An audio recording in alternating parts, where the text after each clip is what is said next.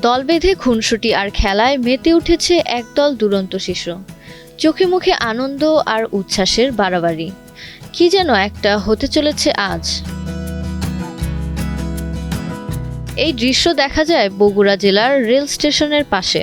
পথশিশুদের মধ্যে কারো স্বপ্ন ডাক্তার, কারো পুলিশ, আবার কেউ হতে চায় সেনাবাহিনীর সদস্য।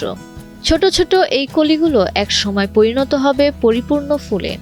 তবে সেই পূর্ণতা পেতে প্রয়োজন যত্ন, ভালোবাসা আর মানবিক সহযোগিতা। বড় হয়ে কি হতে চাও? ডাক্তার। আমার নাম মালিক। আমি বড় হয়ে পুলিশ হতে চাই। তুমি ডাক্তার হবে না পুলিশ হবে না কি হবে? পুলিশ। পুলিশ। আমার স্বপ্ন যেটা, আমি চাই যে একটু বা ডাক্তার বা অন্য কিছু। আমার ইচ্ছা যে আমি পড়াশোনা করাবো, মানে ওর ইচ্ছা, ও যা হতে চায় আমার ইচ্ছা আমি ওকে সেটাই বানাবো। আপনার কোনো স্বপ্ন আছে কি ছেলে? আছে, আমার স্বপ্ন আছে। আমার স্বপ্ন যে ও মানে বড় কিছু হোক। এখানে আসছি বাচ্চাদের নিয়ে, যে বাচ্চারা লেখাপড়া করি, যে তারেক রহমান ভাই যদি সাহায্য করে। শিশুদের এমন প্রতিকূলতার মধ্যেও আশার আলো দেখিয়েছে বগুড়া জেলা ছাত্রদল।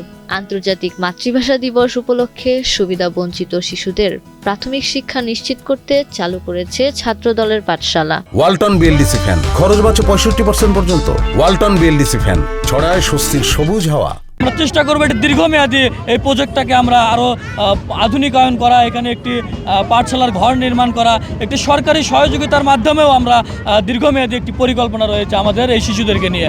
আমরা আশা করছি এই ছোট ছোট সোনামণিদের সুন্দর একটি ভবিষ্যৎ গড়ে তোলার জন্য আমাদের এই ক্ষুদ্র প্রচেষ্টা অত্যন্ত গুরুত্বপূর্ণ ভূমিকা পালন করবে বলে আমরা আশা প্রত্যাশা করছি। অর্ধ শতাধিক শিক্ষার্থীদেরকে আমন্ত্রণ জানিয়েছি।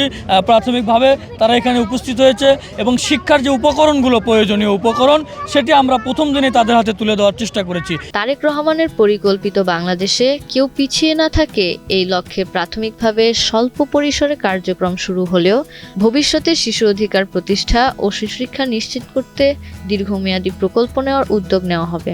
আমি মনে করি বাংলাদেশ জাতীয়তাবাদী দলের চেয়ারম্যান এবং বর্তমান বাংলাদেশের সবচেয়ে বেশি ভোটে নির্বাচিত জনাব তারেক রহমান, বাংলাদেশের মাননীয় প্রধানমন্ত্রী যেরকম ভালো কাজের মধ্যে দিয়ে তার নতুন জীবনকে শুরু করেছে, মানবিক কাজের মধ্যে দিয়ে নতুন জীবন শুরু করেছে, ধর্মীয় কাজের মাধ্যমে নতুন জীবন শুরু করেছে। আমরা তার কর্মী হিসেবে আমরা সেই ধারাবাহিকতা রেখে আমরা সব ক্ষেত্রে মানুষের যেন সেবা হয়, মানুষের যেন উপকার করতে পারি, সেই কিছু বিবেচনা করে আমরা বাংলাদেশ জাতীয়তাবাদী ছাত্রদল রাজনীতি করি এবং আমরা সকলে ঐক্যবদ্ধভাবে এই দেশ এবং সমাজকে সুশিক্ষায় শিক্ষিত করার জন্যই আমরা সেই লক্ষ্যে কাজ করছি। সরকারের এমন পরিকল্পনায় ধীরে ধীরে দরিদ্র শিশুদের শিক্ষার হার বাড়বে, এমনটাই প্রত্যাশা জনগণের। মোহাম্মদ তহমিদুর রহমানের পাঠানো তথ্যচিত্রের ডেস্ক রিপোর্ট, কালের কণ্ঠ।